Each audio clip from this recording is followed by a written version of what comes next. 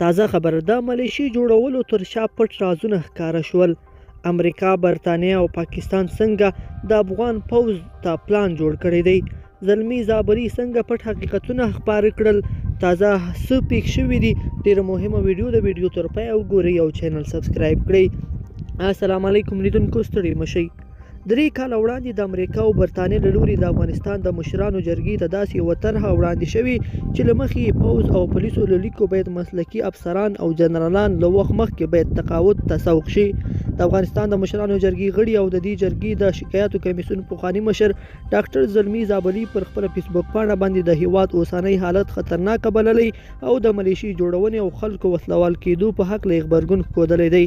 زلمی زابلي ویلي چې امریکا او برطانیه د پاکستان د غوښتنې سره سم نه غواړي چې زموږ امنیتي سکتور قوي او مسلکي اوسیږي، ځکه 3 کاله مخکې لا هم دا پلان و چې مسلکي په زده کړو سمبال افسران له وخت مخکې باید تقاعد ته سوق شي.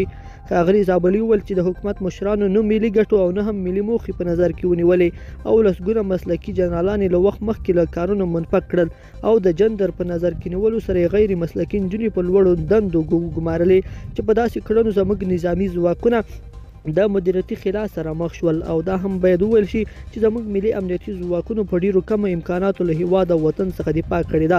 زلمی زابلي وویل غریبانو د افغانانو په وینه تویولو سره خپل د اوسپنې عقیدوي زړونه نور هم فولادین کړل.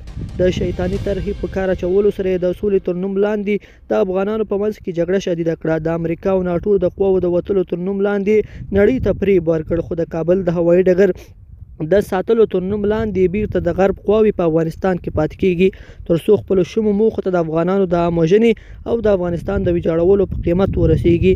د افغانستان دا پیژندل شوی سناتور پر داسې مهال دا څرګندونې کوي چې تازه په یو شمېر ولایتونو کې د ملکي کسانو وسلوال کېدل پیل شوي او د ولسي پاڅون تر نامه لاندې پخواني جهادي جنګ سالاران هم له طالبانو سره د جګړو کولو اعلان کړی دی چې خلک یې خورا اندېښنه کې اچولي.